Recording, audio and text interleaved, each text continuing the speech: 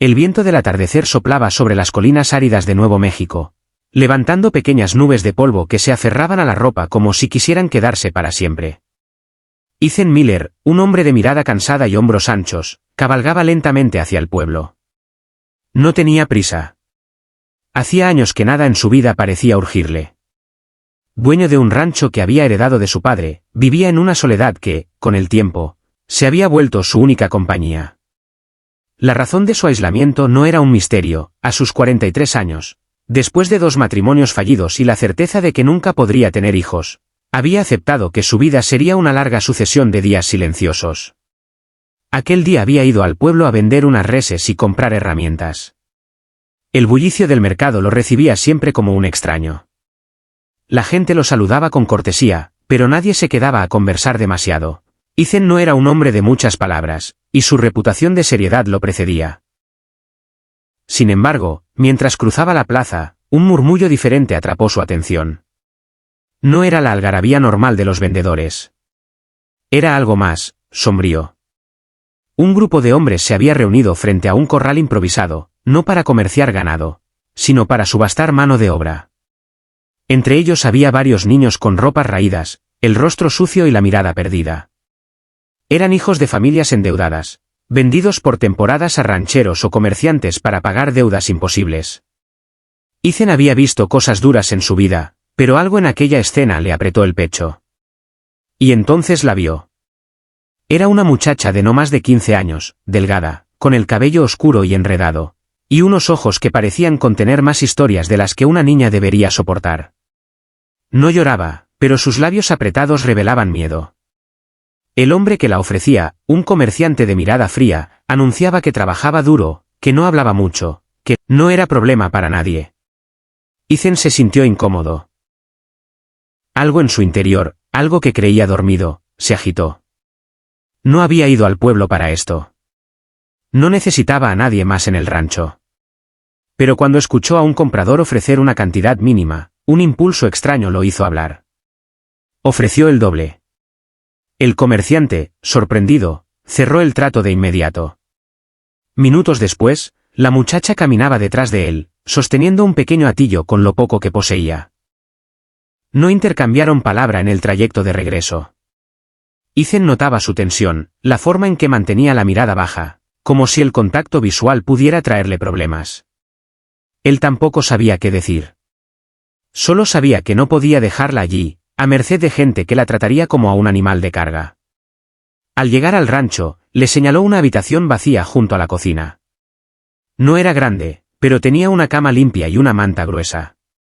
Le dijo que podría quedarse allí, comer 3 veces al día y que no se preocupara por deudas. No tendría que pagar nada.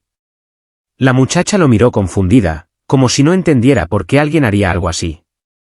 Pasaron los días y supo que su nombre era Sofía. No hablaba mucho, pero trabajaba sin descanso, cuidaba el huerto, alimentaba a las gallinas, limpiaba el establo. Ethan intentó en varias ocasiones que descansara más, pero ella siempre encontraba algo que hacer. Con el tiempo, se dio cuenta de que Sofía no solo trabajaba por hábito. Lo hacía porque temía que, si no demostraba su valor, él podría devolverla o venderla de nuevo. Esa idea le revolvió el estómago. Una noche, durante la cena, le contó que había perdido a sus padres por una fiebre y que sus tíos la habían entregado como pago por las deudas, que su familia no pudo cubrir. Desde entonces había pasado por 3 dueños distintos, todos duros, ninguno amable. No espero nada bueno de la vida, señor, dijo con una calma inquietante. Solo quiero pasar el tiempo hasta que Dios decida que ya es suficiente. Ethan no pudo dormir esa noche. Aquella frase resonaba en su cabeza como un eco persistente. Él sabía lo que era perder la esperanza, pero nunca lo había visto tan crudamente en alguien tan joven. Poco a poco, empezó a buscar maneras de cambiar eso. Le regaló un cuaderno y un lápiz, recordando que su madre le había enseñado a leer y escribir de niño. Al principio, Sofía lo miró como si fuera un lujo innecesario, pero pronto empezó a llenar las páginas con palabras torpes pero llenas de sentimiento. Con el paso de los meses, algo cambió.